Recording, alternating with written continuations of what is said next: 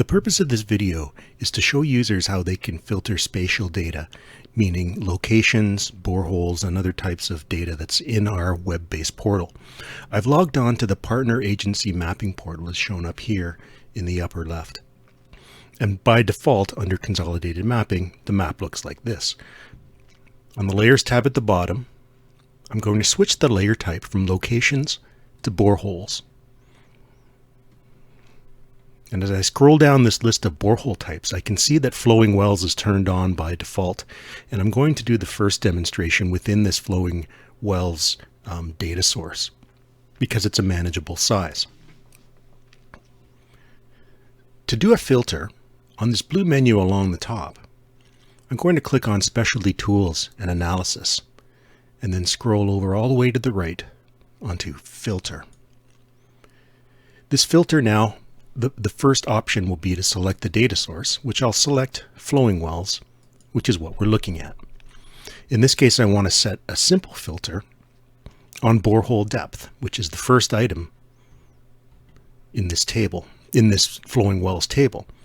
I want to set the borehole depth to greater than some fixed amount. So I want to look at deeper boreholes. And in this case, I want to set somewhat arbitrarily boreholes that are greater than 50 meters deep. When I click filter down here, you'll see the map updates and fewer wells are shown.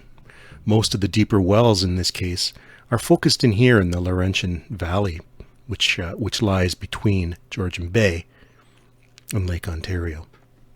So that's the first example of a very simple filter. I'm going to go back to the layers menu here in the lower left, turn off flowing wells, and turn on municipal wells. So this query will be run. And just in a couple of seconds, we'll see all these pink dots now represent wells that are monitored by the municipalities, York, Peel, region of Halton, and Durham, and the City of Toronto.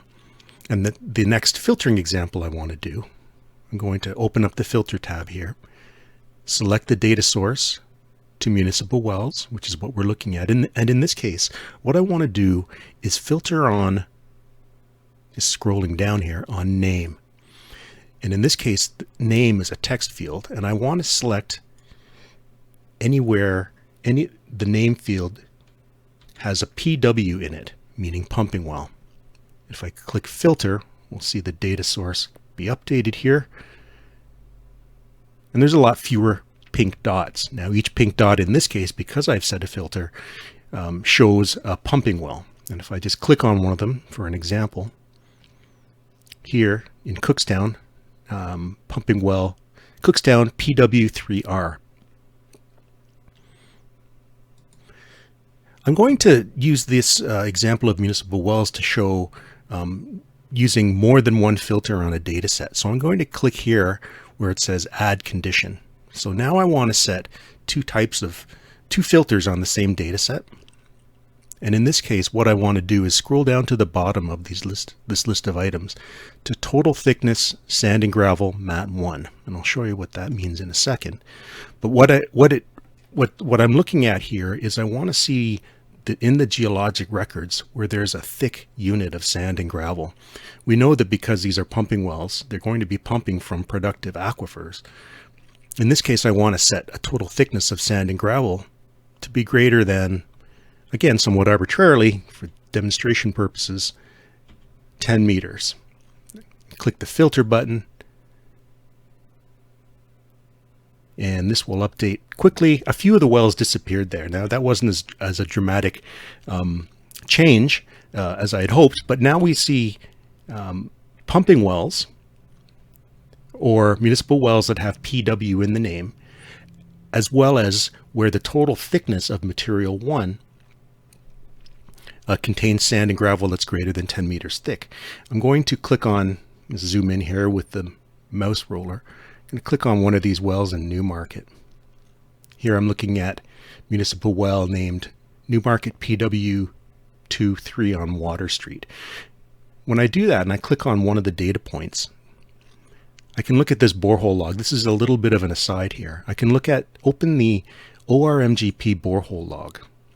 So the contents of this borehole log have now been digitized and can appear here in this log format. So material 1, 2, and 3, that comes from the geologic record that the geologist or the driller has recorded, material 1 being the most prominent material. So in this case, remember we set that filter where material 1 equals sand and or gravel with a thickness of greater than 10 meters. So in this case, there's some sand and gravel here indicated by yellow and orange. It looks like it's maybe about 10 meters thick here, and then there's other lenses or units where the sand or gravel is thick as well. So overall, the total sum of sand and gravel thickness in this borehole is greater than 10 meters, which meets the criteria of the filter we specified over here. That completes this very brief introduction into filtering. If you have any questions about how to run these filters, or if you want to experiment with it, you can play around with it on your own, either in the public or in the partner website. And I want to thank you for listening and for your interest in the ORMGP website and program. Thanks.